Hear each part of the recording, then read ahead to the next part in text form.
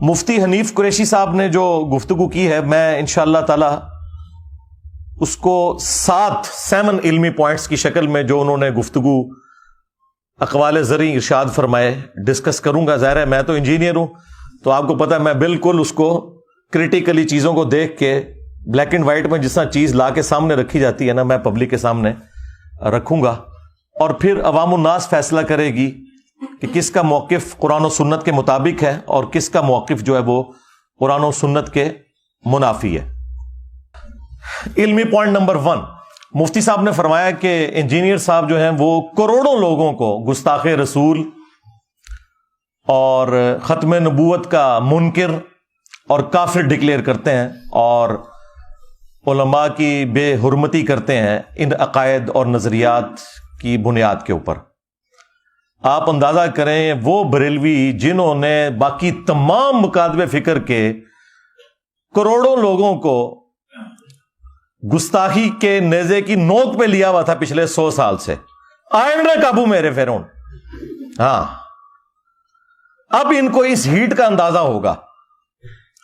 جب تک بات دوسروں پہ تھی یہ انجوائے کرتے تھے، آج اپنے پہ بات آئی ہے تو اب یہ کہہ رہے ہیں کہ جی ہمیں گستاخ رسول اور ختم نبوت کا منکر کروڑوں لوگوں کو انجینئر صاحب کافر کہتے ہیں. میں نے آج تک نہ تو کسی کو کافر ڈکلیئر کیا نہ گستاخ رسول ڈکلیئر کیا، سوائے ان کے جو چشتی رسول اللہ کے قائل ہیں.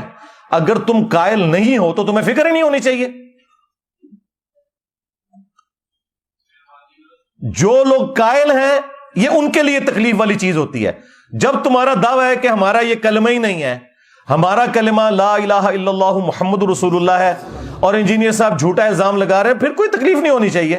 بس پھر عوام کو یہی بتایا کرو کہ یہ کتابیں ہم نے نہیں چھاپی، ہمارے بزرگوں نے یہ نہیں فرمایا، ہم نے مناظرے نہیں کیے، تاکہ عوام آپ کی شکل، آپ کی پرانی ویڈیوز کی شکل میں آپ کے سامنے رکھے کہ جھوٹ بولنا بند کرو.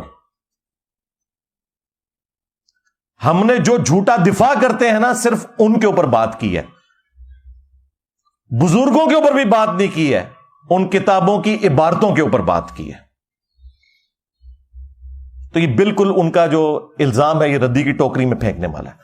اور پھر ان لوگوں کا اپنا حال یہ ہے کہ ان کے اپنے اعلی حضرت نے حسام الحرمین کے اندر جب علماء دیوبند کے اوپر فتویٰ دیا تو انہوں نے نہیں لکھا تھا کہ دیوبند کے علماء کے کفر میں شک کرنے والا بھی کافر ہے. تو کروڑوں دیوبندیوں کو تو انہوں نے ڈائریکٹ کافر نہیں لکھا تھا کیا حسام الحرمین کے اندر، بلکہ لکھا یہ اسلام سے خارج ہیں اور مرتد ہیں. یہ بھی حسام الحرمین میں لکھا. اور احکام شریعت میں جب ان سے پوچھا گیا، یہ فتوے لکھ رہے تھے وہ، یہ نہیں ہے کہ راہ چلتے کسی نے ویڈیو کلپ بنا لیا تھا، وہ غصے کی حالت میں تھے. فتویٰ پوچھا گیا کہ بتائیں کہ یہ جو وہابی ہیں، اور پھر اس بریکٹ کو کھولا، دیوبندی، اہل حدیث، رافضی یعنی اہل تشیع، قادیانی یعنی قادیانی کافروں کو بھی اسی صف میں لا کے کھڑا کیا جہاں باقی فرقے تھے. نیچری یعنی نیچر میں ماننے والے لوگ، سر سید احمد خان کے، ان سب کا ذکر کر کے وہ بندہ سوال کرتا ہے کہ ان کے ذبیحے کا کیا حکم ہے. تو وہ اعلیٰ حضرت پھر قول زرعی ارشاد فرماتے ہیں ان ساروں کو ذکر کر کے، دیوبندی، اہل حدیث، وہابی، قادیانی، نیچری، رافضی، وہ کہتے ہیں یہ سب کے سب 1,00,000 دفعہ بھی اللہ کا نام لے کر جانور کو قربان کریں تو ذبیحہ مردار ہی رہے گا، اور یہ سب کے سب مرتد ہیں یعنی واجب القتل ہیں. شمشیر اعلی حضرت صاحب، تمہارے اعلی حضرت تو اپنے سوا سارے فرقوں کے علماء اور ان کی پبلک کو واجب القتل قرار دیتے ہیں. تم لوگوں کی یہ جرت ہے کہ تم آج آ کے ہم سے بھیک مانگ رہے ہو کہ جی ہم پہ بات کیوں کر رہے ہیں. اب تمہیں ہیٹ محسوس ہوگی. یہ اللہ کی سنت ہے کہ اللہ تعالی نے موسیٰ علیہ السلام کی پرورش دربار فرعون میں کی تھی، اور میری پرورش جو ہے وہ بریلوی خاندان کے اندر کی ہے. مجھے پتا ہے ہم یہی کچھ کرتے رہے دوسروں کے ساتھ، اس لیے مجھ سے تو کوئی چیز چھپی ہوئی نہیں ہے. تو میں نے پھر بھی کبھی کسی کو کافر نہیں کہا، صرف عبارتوں پہ بات کی ہے، یا جو ان عبارتوں کا جھوٹا دفاع کرتے ہیں عام بریلوی دیوبندی اہل حدیث شیعہ کو کبھی بھی کافر نہیں کہا، ان کے بڑے علماء کو بھی کبھی کافر نہیں کہا۔ اعلی حضرت میرے سوا کوئی اور بولتا ہے ادر دین بریلوی؟ میں ہی بولتا ہوں نا، تو رسپیکٹ کے ساتھ ہی نام لے رہا ہوں نا۔ اور پھر اعلی حضرت کے جو ملفوظات ان کے اپنے بیٹے نے جمع کیے، جو پہلی جلد ہے اس کو تو اعلی حضرت نے خود پڑھا ہوا ہے ملفوظات کی، اور اس کی شان میں ربائی لکھی ہوئی ہے، اور وہ ملفوظات کے اینڈ پہ پرنٹ ہوئی ہوئی ہے۔ مفتی اعظم ہند مصطفیٰ رضا خان نوری، یعنی جو انڈیا میں بریلویوں کے مفتی اعظم، 1981 میں ان کی ڈیتھ ہوئی ہے، جن کی وہ مشہور زمانہ نعت ہے، تو شمع رسالت ہے عالم تیرا پروانہ، انہوں نے یہ ملفوظات جمع کیے ہیں۔ 3 سوال ہوئے ہیں اعلی حضرت سے۔ پہلا سوال ہوا ہے کہ کیا وہابی دیوبند اور اہل حدیث کے پیچھے نماز پڑھ سکتے ہیں یا اپنی علیحدہ پڑھیں؟ انہوں نے کہا کہ نہ ان کی نماز نماز ہے، نہ جماعت جماعت ہے۔ دوسرا سوال ہوا کیا ان کی مسجد میں نماز پڑھ سکتے ہیں؟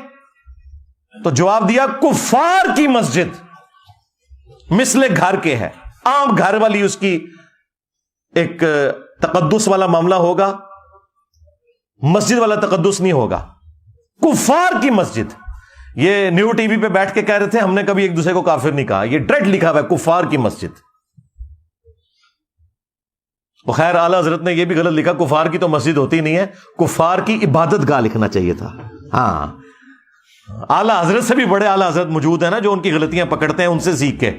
کفار کی مسجد نہیں ہوتی، کفار کی عبادت گاہ ہوتی ہے، ورنہ قادیانیوں کو مسجد کیوں نہیں لکھنے دیتے یہ لوگ؟ اسی لیے کہ ان کا موقف ہے کہ وہ کافر ہیں، تو ہم انہیں مسجد نہیں لکھنے دیں گے، وہ بیت الحمد لکھتے ہیں۔ تو پھر یہ کیوں کہتے ہو کہ وہابیہ کی جو مساجد اور ان کو لکھا کفار کی مساجد، یہ لکھا کریں کفار کی عبادت گاہیں۔ اور تیسرا سوال ہوا اذان، تو انہوں نے کہا کہ نماز اور جماعت کی طرح ان کی اذان بھی باطل ہے۔ ہاں، اگر اللہ کا یا رسول اللہ کا نام آئے تو آپ عز وجل و صلی اللہ علیہ وآلہ وسلم کہہ لیں، بس اس سے زیادہ کوئی اذان کا بھی احترام کرنے کی ضرورت نہیں ہے، نہ اذان کا جواب دینے کی ضرورت ہے۔ یہ مفتی حنیف قریشی صاحب کے اعلی حضرت کا حال تھا۔ علمی پوائنٹ نمبر 2،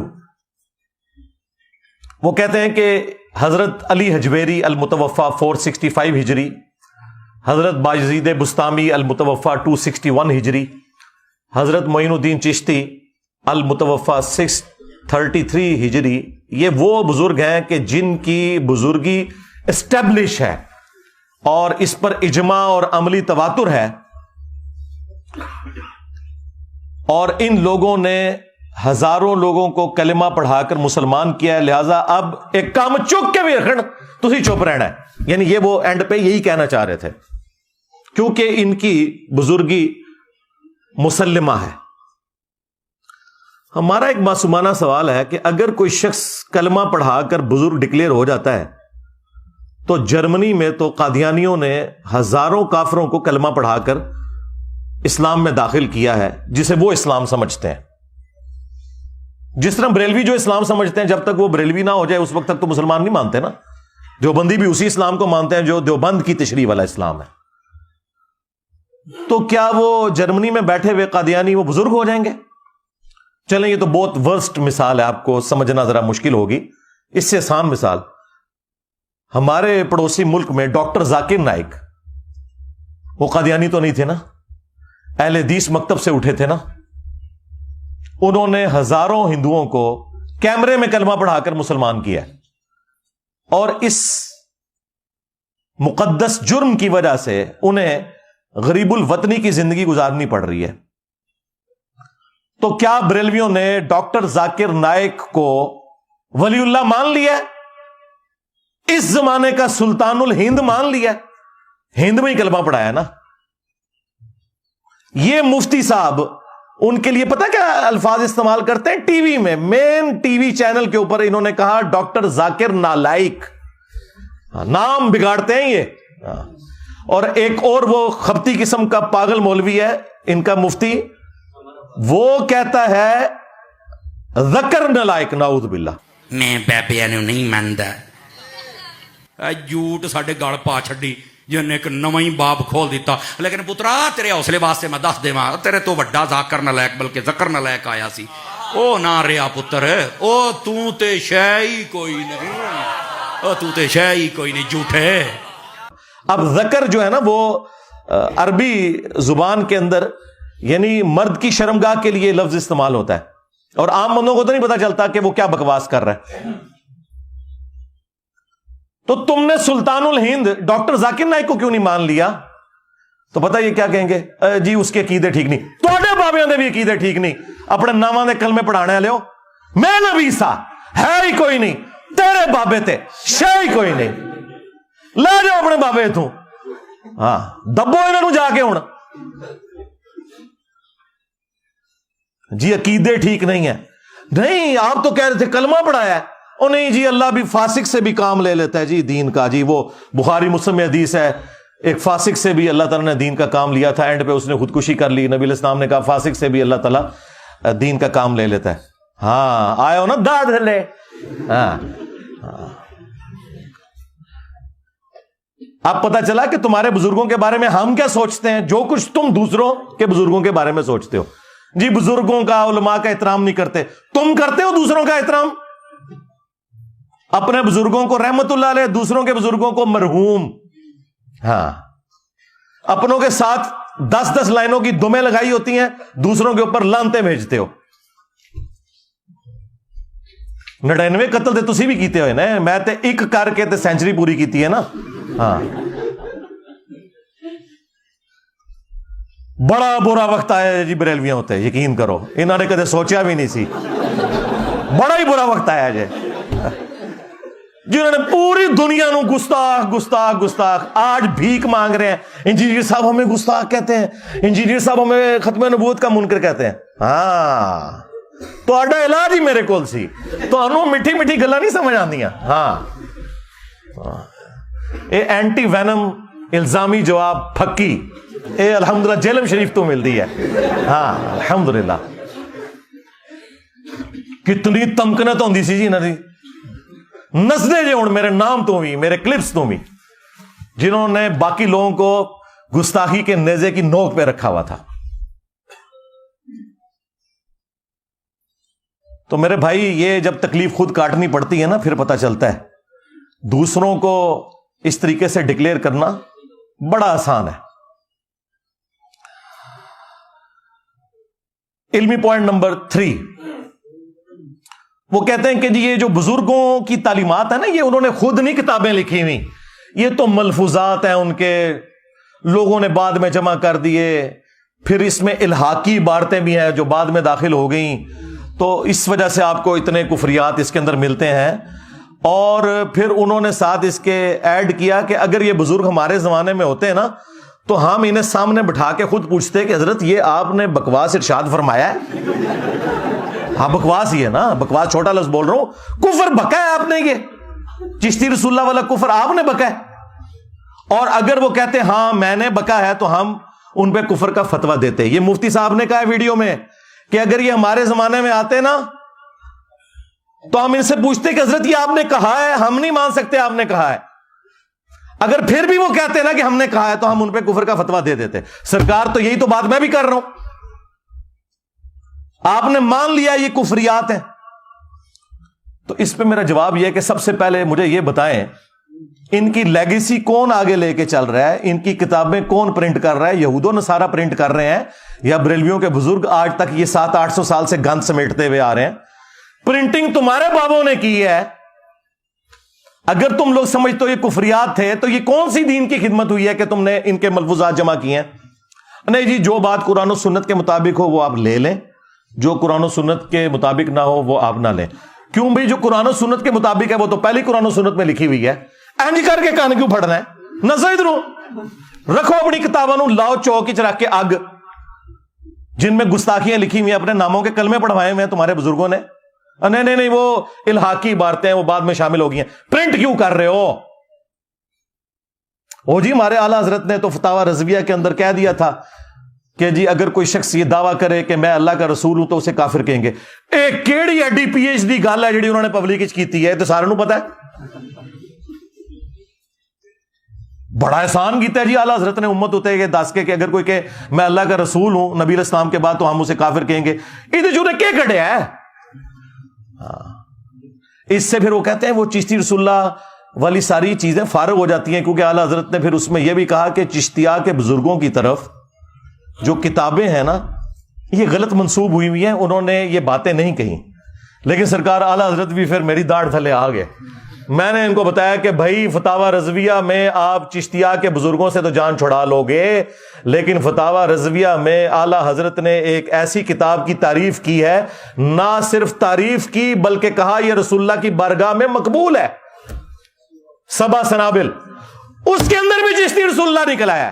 اگر اعلیٰ حضرت کو پتا تھا کہ اس میں چشتی رسول اللہ لکھا ہوا ہے, اس کے باوجود اس نے تعریف کی, تو اعلیٰ حضرت گیا. اعلیٰ حضرت صاحب تسی گئے, اور اگر نہیں پتا چلا تو تیری بزرگی گئی. کہتے ہیں نا غوث وقت ہے, دلوں کے حال جانتے ہیں.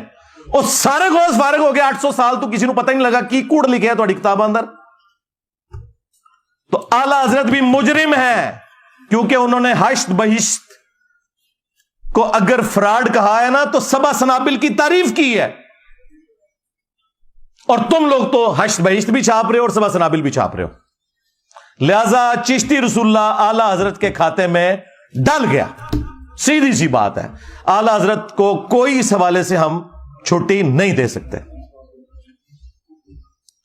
اور تفنن کے لیے میں عرض کروں گا پھر کہ اعلیٰ حضرت پھر اسے مانو کہ جس نے اتنے 100 سال بعد تمہیں بتایا کہ تمہارے بزرگوں نے کتابوں میں کیا گند گھولا تھا اور تمہارے بزرگوں نے کیا کتابوں میں گند چھاپا تھا.